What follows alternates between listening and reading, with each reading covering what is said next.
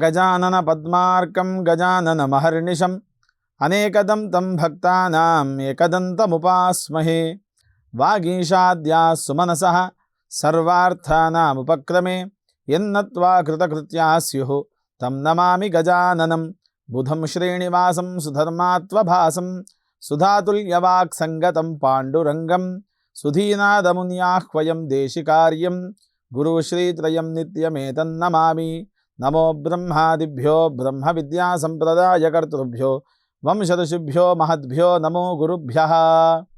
నారాయణం నమస్కృత్య నరం చైవ నరోత్తమం దేవీం సరస్వతీం వ్యాసం తతో జయముదీరయేత్.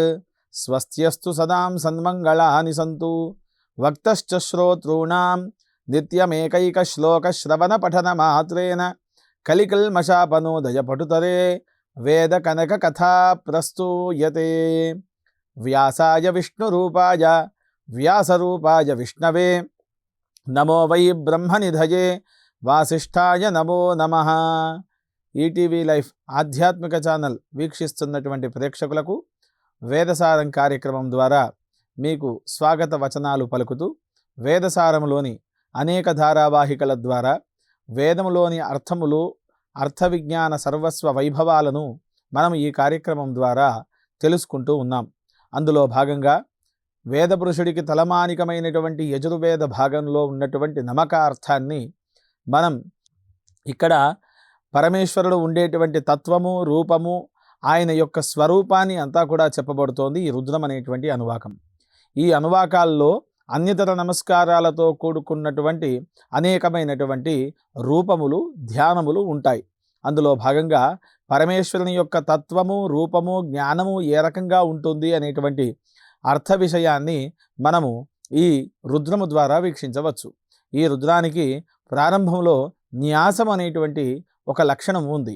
న్యాసము అనగా ఏమిటి, ఆ న్యాసాన్ని ఎందుకని చేయాలి, ఆ న్యాసము చేసే ఈ రుద్రపారాయణాన్ని చేయాలా లేక రుద్రాభిషేకం చేయాలా లేక హవనాన్ని మనం ఈ న్యాసము ద్వారానే చేయాలా అనేటువంటి లక్షణాన్ని మనకు ఇచ్చినటువంటి ఋషులు మనకు తెలిపినారు. అది ఏ రకంగా ఉంటుంది ఆ న్యాసము అనగా మనకు ఉండేటువంటి దర్శపూర్ణ అగ్నిష్టోమ అతిరాత్ర అప్తోర్యామ శాంతపనము వాజపేయము పౌండరీకము అశ్వమేధము అని ఇట్లా అనేకమైనటువంటి యజ్ఞ హవిరి యజ్ఞములు పాకయజ్ఞములు ఉత్కృష్టమైనటువంటి సోమయాగములన్నీ కూడా ఉన్నాయి. అందులో భాగంగా ఈ రుద్రానికి ప్రారంభంలో మనం చెప్పాల్సినటువంటి న్యాసము ఒకటి ఉంటుంది. ఆ న్యాసం ఏ రకంగా ఉంటుంది అని అంటే అస్య శ్రీరుద్రస్య ప్రశ్నస్య. శ్రీరుద్ర అంటే ఐశ్వర్యముతో కూడుకున్నటువంటి వాడు అని అర్థం. అస్య శ్రీ రుద్రస్య ప్రశ్నస్య అఘోర ఋషి. అఘోరుడు అనేటువంటి వాడు ఈ యొక్క అధ్యాయానికి పూర్తిగా ఋషి అవుతున్నాడు. అనుష్టుప్ ఛంద. అనుష్టుప్ ఛందస్సు అనగా 8 అక్షరాలతో కూడుకున్నటువంటి ఒక వాక్యం. అలా 4 వాక్యాలతో ఉన్నటువంటి ఒక్కొక్క మంత్రము అనుష్టుప్ ఛందస్సులో ఉంటుంది. ఆ అనుష్టుప్ ఛంద సంకర్షణమూర్తి స్వరూపోజో అసావాదిత్యో దేవత. సంకర్షణమూర్తి అనగా ఒక దగ్గర నుండి ఇంకొక దగ్గరికి ట్రాన్స్ఫర్ అయినటువంటి వాడు, అనగా ఒక దగ్గర నుండి ఒక గర్భములో నుండి ఇంకో గర్భానికి వెళ్ళినటువంటి వాడిని అక్కడ సంకర్షణుడు అని పిలుస్తాం మనం. ఆ రకంగా సంకర్షణమూర్తి అయినటువంటి అసావాదిత్య అనగా సాక్షాత్తు మన కళ్ళకు కనిపించేటువంటి సూర్యుడు ఇక్కడ దేవత అవుతున్నాడు. సంకర్షణమూర్తి స్వరూపోజో అసావాదిత్యో దేవత అని అంటున్నాం. ఈ విధముగా చెప్పిన తర్వాత అక్కడ సకృత్ ఆవర్తన రుద్ర హవనే అభిషేకే పారాయణే వినియోగ. ఏ రకంగానైనా అక్కడ మనం ఎన్ని చేస్తున్నాం, ఎన్ని రుద్రాలు చేస్తున్నాం, ఏకాదశ రుద్రమా శతరుద్రమా సహస్ర రుద్రమా అతిరుద్రమా మహారుద్రమా లక్ష రుద్రమా అనేటువంటి సంకల్పాన్ని సత్సంకల్పాన్ని జోడించి ఇక్కడ మనము సంకల్పాన్ని చేయాల్సినటువంటి ఆవశ్యకత ఉంది అనేటువంటి విషయం మనం తెలుసుకోవచ్చు. అందులో భాగంగా ఇక్కడ మనిషికి ఉండేటువంటి చేతులకు ఉండే 10 వేళ్ళు. ఆ 10 వేళ్లలో అంగుష్టము అనగా బొటన వేలు, తర్జని అనగా చూపుడు వేలు, మధ్యమ అనగా మధ్యవేలు, అనామిక అనగా ఉంగరపు వేలు, కనిష్ఠిక అనగా చిటికెన వేలు. ఈ విధముగా ఒక్కొక్క మంత్రాన్ని ఉచ్చారణ చేస్తూ ఈ అంగన్యాసాన్ని కరన్యాసాన్ని మనం చేయాలి. ఇక్కడ కరన్యాసం ముందుగా వస్తుంది. అది ఏ రకంగా ఉంటుంది అంటే అగ్నిహోత్రాత్మనే అంగుష్టాభ్యాం నమః. అగ్నిహోత్ర స్వరూపుడైనటువంటి పరమేశ్వరుడు ఆయనకు మేము చేసేటువంటి ఈ రుద్ర అధ్యాయ ఉపాసనలో భాగంగా కరన్యాసంలో అంగుష్టాన్ని సమర్పిస్తున్నాం. అగ్నిహోత్రాత్మే అంగుష్టాభ్యాం నమః, దర్శపూర్ణ మాసాత్మనే తర్జనీభ్యాం నమః. ఇక్కడ దర్శపూర్ణ మాసములు అని చెప్పబడ్డాయి. అసలు ఈ దర్శపూర్ణ మాసములు అంటే ఏమిటి అనే ప్రశ్న మనం వేసుకోవాలి. దర్శేష్టి, పూర్ణమాసేష్టి అని 2 ఇష్టులు ఉన్నాయి. మనం మామూలుగా ఇష్టి అనగా పుత్రకామేష్టి అని చాలామందికి తెలుసు. కానీ ఇష్టులు అనేక రకాలుగా ఉన్నాయి. ఇక్కడ త్రేతాగ్ని ఉపాసనను తీసుకొని అక్కడి నుండి ఈ ఇష్టి విభజన చేసుకోవాలి. ఈ త్రేతాగ్ని ఉపాసన ఏ విధంగా చేయాలి అనేటువంటి ప్రశ్నను కూడా మనం వేసుకోవచ్చు. మామూలుగా మనము యజ్ఞయాగాది క్రతువులు చేస్తూ ఉంటే ఒక హోమగుండము, ముందుగా ఆజ్యాన్ని వేయడానికి ఒక హోత అని అంటారు. అదే విధముగా దక్షిణ భాగానికి కూర్చొని ఉత్తరముఖం చేసి ఉండేటువంటి అతన్ని బ్రహ్మ అని పిలుస్తారు. ఉద్గాత అనగా దక్షిణముఖం చేసి ఉంటాడు. ప్రాణ ఉద్గాత చక్షురధ్వర్యు, ఈ హవనాన్ని మొత్తం వీక్షించేటువంటి వాడు అధ్వర్యు అని అంటారు. ఆయన పడమర ముఖం చేసి కూర్చుంటాడు. ఈ విధముగా ఒక హవనం చేయాలి అంటే ఒక 4 వ్యక్తులు అక్కడ అవసరపడుతున్నారు. వాళ్ళని హోత, ఉద్గాత, అధ్వర్యు, బ్రహ్మ అని చెప్తూ ఉన్నాం. ఈ 4 ఆధ్వర్యంలో హోమం జరుగుతోంది. ఇక్కడ ఒక హోమగుండం మాత్రమే ఉంటుంది. అది ఎక్కడి నుండి ప్రారంభమవుతోంది హోమము? ఈ హోమానికి కావలసినటువంటి అగ్ని అనేటువంటి విషయాన్ని మనం ప్రశ్న వేసుకోవాలి. అందులోనే మొట్టమొదటి అగ్ని ఉపనయన సంస్కారాగ్నిలో ప్రారంభమవుతోంది. దీనిని బ్రహ్మచర్య అగ్ని అని కూడా పిలుస్తారు. ఇది ఎక్కడ ప్రారంభమవుతోంది అనగా చౌల సంస్కారం పూర్తయి ఉపనయనంలో ఇక్కడ కూర్చున్నటువంటి శిష్యుడు ఎవరైతే ఉన్నారో తాను గురువుని అడుగుతాడు. గురువు అప్పుడు ఈ విధంగా ప్రశ్న వేస్తాడు. ఏమని? కో నా మాసి అని వేస్తాడు. అనగా నీ పేరు ఏమి అని అంటున్నాడు. అసౌనామా ఆస్మి, నా పేరు ఫలానా, నేను ఈ రకమైనటువంటి పేరుతో పిలువబడుతున్నాను. కస్య బ్రహ్మచార్యసి అనగా ప్రాణస్య బ్రహ్మచార్యసి అని విద్యార్థి అక్కడ చెప్తూ ఉన్నాడు. నా యొక్క ప్రాణమే ఈ బ్రహ్మచర్య ఆశ్రమము అని అక్కడ అగ్ని ఉపాసన చేయడానికై సూర్యుడిలో ఉండేటువంటి ఓజస్సును తేజస్సును తాను జపించి అనుష్ఠానం చేయడానికి మహావాక్యోపదేశాన్ని తీసుకుని అక్కడ అగ్ని కార్యం ప్రారంభం చేస్తున్నాడు వటువు. ఆ విధమైనటువంటి అగ్ని కార్యంలో ప్రతినిత్యం ఉదయం 17 సమిధలు, సాయంకాలం 17 సమిధల ద్వారా కాలత్రయ సంధ్యావందనము, కాలద్వయ అగ్ని కార్యము తాను ఆచరిస్తూ ఉంటాడు. ఆ విధముగా వచ్చినటువంటి అగ్నిని బ్రహ్మచర్యాగ్ని అని అంటున్నాం. ఆ తర్వాత ఉండేటువంటి అగ్ని వివాహ సంస్కారంలో వస్తుంది. ఇక్కడ భార్యతో కూడి ఒక చేతిలో అగ్నిని, ఇంకొక చేతిలో భార్యను చేతితో పట్టుకొని తాను వధూ గృహప్రవేశం చేయాలి అని మనకు ధర్మశాస్త్రాలు చెబుతున్నాయి.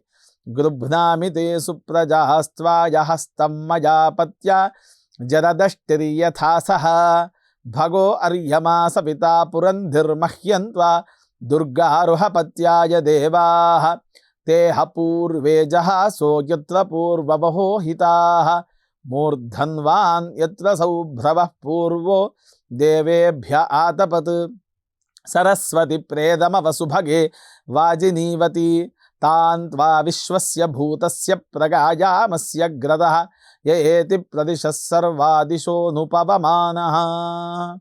ఈ విధమైనటువంటి మంత్రముల చేత అమ్మాయిని చేత పట్టుకొని ఒక పాత్రలో అగ్నిని తీసుకొని భార్యా సమేతుడై ఆ అగ్ని తీసుకొని వెళ్ళి ఒక హోమగుండమునందు అగ్నిని ప్రతిష్ఠ చేసి అక్కడ ప్రవేశ హోమములు, సప్తపది అనేటువంటి కార్యాన్ని కూడా ఆచరణ చేయాలి. ఈ సప్తపది అనగా ఏమిటి అని అంటే 7 అడుగులు అని మనం మామూలుగా చెబుతూ ఉంటాం. ఈ 7 అడుగులకి ఈ దర్శపూర్ణమాసాలకి ఏమిటి సంబంధము అంటే, ఈ దర్శపూర్ణమాస ఇష్టి చెయ్యాలి అంటే 7 అడుగులు వేయాల్సిందే. వివాహము చేసుకుని యజ్ఞయాగాది క్రతువులు ఆచరించాలి. మనకు రామాయణం గొప్ప ఉదాహరణ. ఇందులో రావణాసురుడు సీతా అమ్మవారిని అపహరణ చేసిన తర్వాత శ్రీరామచంద్రుల వారు రావణాసురుడి పైన యుద్ధాన్ని చేసి రావణ సంహారం చేసి ఈ లోకాన్ని మొత్తం కూడా సుభిక్షం చేయడానికి వచ్చినటువంటి రాముడు తాను తన భార్య గర్భవతిగా ఉన్నప్పుడు ముని ఆశ్రమంలో విడిచిపెట్టినప్పుడు భార్య లేదే నేను చేసేటువంటి యజ్ఞానికి అనేటువంటి ఆలోచనతో బంగారుమయంతో కూడినటువంటి ఒక అమ్మవారి ప్రతిమను ప్రాణప్రతిష్ఠ చేసి తాను అశ్వమేధాది యజ్ఞములు చేసినట్టుగా మనకు రామాయణాది గ్రంథములన్నీ కూడా తెలుపుతూ ఉన్నాయి. అందుకుగాను ఇక్కడ భార్య ఖచ్చితముగా ఉండాలి అని మనకు తెలుస్తూ ఉంది.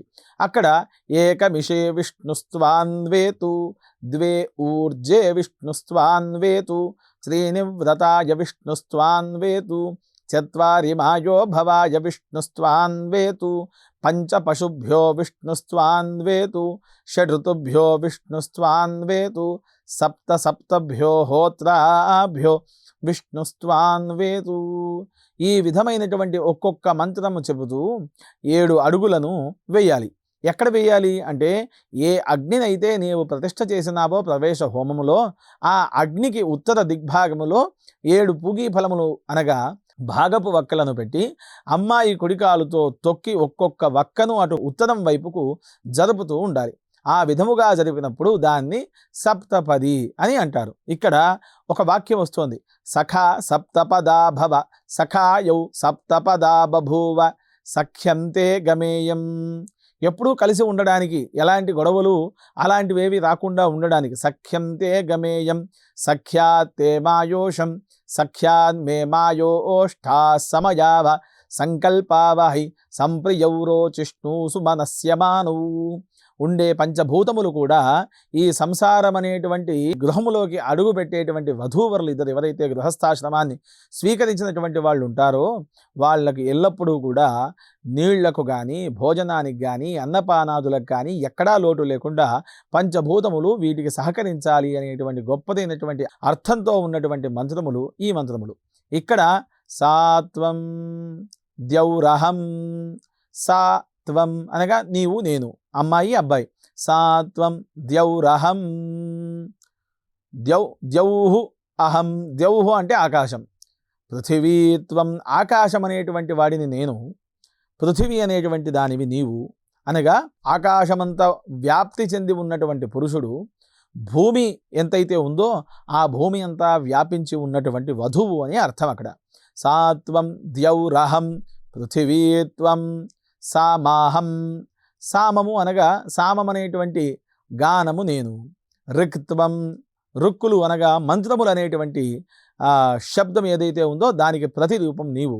ఈ విధముగా ఉండేటువంటి మనము ఈ గృహస్థాశ్రమంలో అడుగుపెట్టిన తర్వాత ఉత్తమోత్తమైనటువంటి సప్త హవిరి యజ్ఞాలు చేయడానికి మనకు ఉపయుక్తమైనటువంటి మంత్రోపదేశం జరుగుతోంది అని ఇక్కడ మనం అర్థం చేసుకోవచ్చు.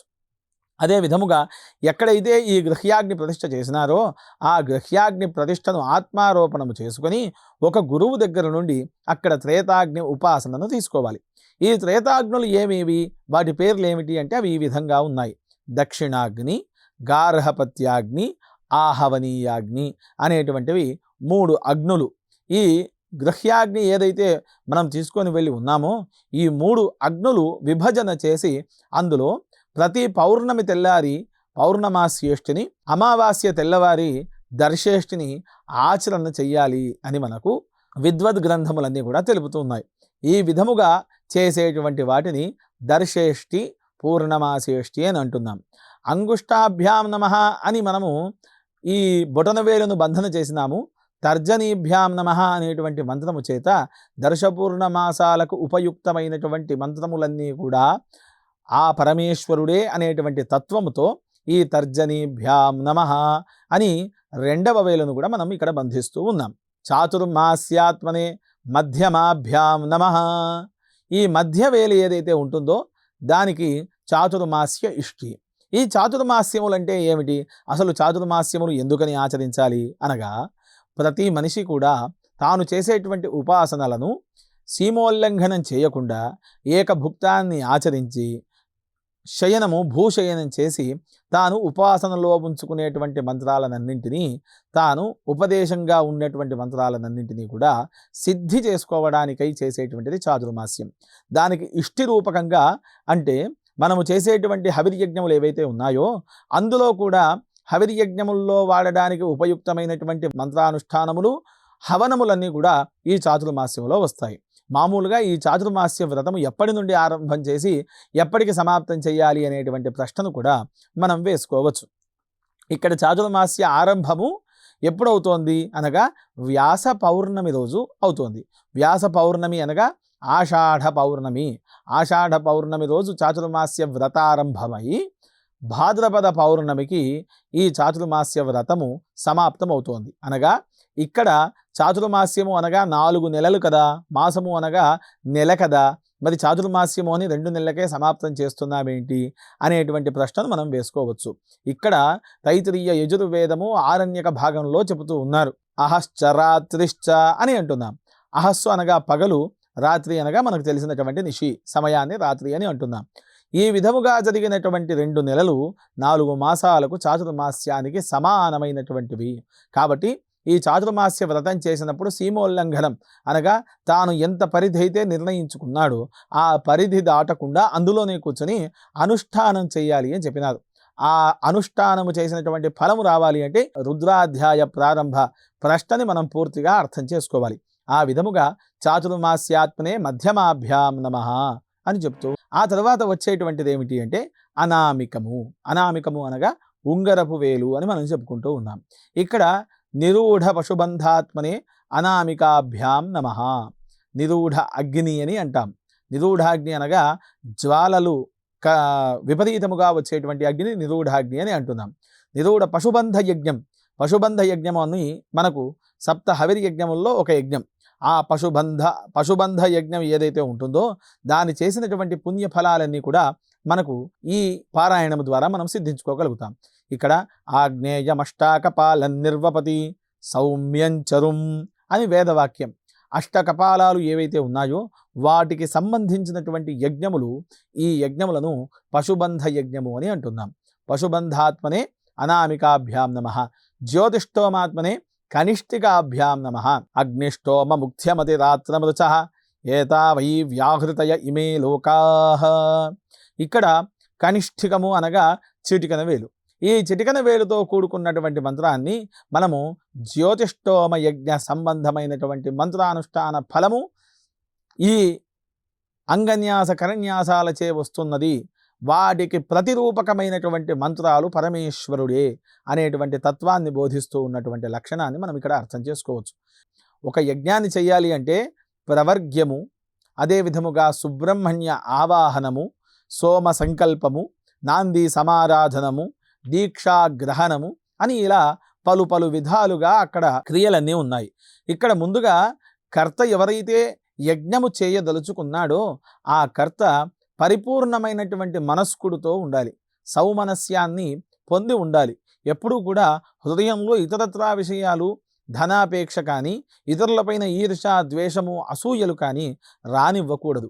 ఆ విధముగా ఈ రుద్రాధ్యాయానికి సంబంధించినటువంటి మంత్రములే కాక అనేకమైనటువంటి మంత్రాలు కూడా ఆ అగ్నిష్టోమం అనేటువంటి జ్యోతిష్టోమము, అగ్నిష్టోమము, ఉక్త్యము అనేటువంటి మహాహవిరి యజ్ఞములయందు వస్తూ ఉంటాయి. ఆ మంత్రానుష్ఠానాలు, మంత్ర ఫలముల చేత ఈ యజ్ఞయాగాది క్రతువులను వీక్షించినటువంటి వాళ్లకు, అదే విధముగా అందులో పాల్గొన్నటువంటి వాళ్లకు, ఆ యజ్ఞాలను చేయడానికి సమిధలుగా సేకరించి ఇచ్చినటువంటి వాళ్ళందరికీ కూడా సమానమైనటువంటి ఫలం వస్తుంది అని మనం తెలుసుకోవచ్చు. ఇక్కడ చతుర్భిశ్చ ద్వాభ్యాం పంచభిరేవచ ఊయతేష పునర్ద్వాభ్యాం సమే విష్ణు ప్రసీదతు. ఏదైనా ఒక మంచి కార్యానికి కనుక మనం ఉపయుక్తమై సహాయము చేస్తే ఒకటికి 4 రెట్ల ఫలం ఎక్కువగా వస్తుంది. ఈ విధముగా భూర్భువస్వరం ఇది దిగ్బంధ అని అంటాం. మనకు ఉండేటువంటి 10 దిక్కులు ఏవైతే ఉన్నాయో ఆ దిక్కులను దిగ్బంధన చేసుకుంటూ నేను ఈ పారాయణాన్ని చేస్తున్నాను అని చెప్తాం. అదే విధముగా ఇక్కడ ముందుగా మనం చెప్పినటువంటి అగ్నిహోత్రాత్మనే అంగుష్టాభ్యాం నమః అన్నాం కదా. ఇక్కడికి కరన్యాసాన్ని పూర్తి చేసుకుని అంగన్యాసం అనేటువంటి తత్వం కూడా ఇంకొకటి ఉంది. అది ఎలా, ఏ విధంగా చేయాలి అనేటువంటి ప్రశ్నను మనం వేసుకుంటే, అగ్నిహోత్రము అని మనం ముందుగా ఏదైతే చెప్తున్నామో దానికి హృదయాయ నమః, హృదయాన్ని నమస్కారం చేయాలి. ఇక్కడ ప్రతి వాక్యానికి, ప్రతి నమస్కారానికి కూడా పరమేశ్వర తత్వాన్ని ఇమిడీకృతం చేసుకొని మాత్రమే మనం చేయాలి. ఆ తర్వాత శిరసే స్వాహ, శిఖాయై వషట్, కవచాయ హుం, నేత్రత్రయాయ వౌషట్, అస్త్రాయ ఫట్, భూర్భువస్వరోం ఇది దిగ్బంధ. ఈ విధముగా ఉండేటువంటి మంత్రానుష్ఠానానికి గాను నేను మహావ్యాహృతులైనటువంటి 3 మంత్రాలను ఉచ్చారణ చేసి ఈ యొక్క దిగ్బంధన చేసుకొని నేను ఈ రుద్రాధ్యాయ జప పారాయణ అనుష్ఠాన అభిషేక హవనములను నేను చేయడానికి సిద్ధమయ్యున్నాను అని ఇక్కడికి సంకల్పం చెప్పుకోవాలి. ఈ విధముగా రుద్రాధ్యాయ ప్రారంభము చేయాలి అని మనకు ఈ సంకల్ప విధానమంతా కూడా మనకు రుద్రయామలం, గరుడయామలం, బ్రహ్మయామలం అనేటువంటి అనేకమైనటువంటి మంత్రసార గ్రంథములు మనకు తెలిపినట్టుగా తెలుస్తూ ఉన్నది. ఆ విధముగా పూర్తిగా ఈ రుద్రాధ్యాయ ప్రారంభానికి చేసేటువంటి అంగన్యాస కరన్యాసాలు పూర్తి చేసుకుని ఇక్కడ మానసిక పంచ ఉపచార పూజను సలపాలి. అది ఏ విధంగా? లం పృథివీ తత్వాత్మనే నమః గంధం పరికల్పయామి. లం అనేటువంటిది పృథివీ తత్వం, అది ఇంద్రతత్వం అనగా రాజ్యాధికార తత్వం అని కూడా మనం అర్థం చేసుకోవచ్చు.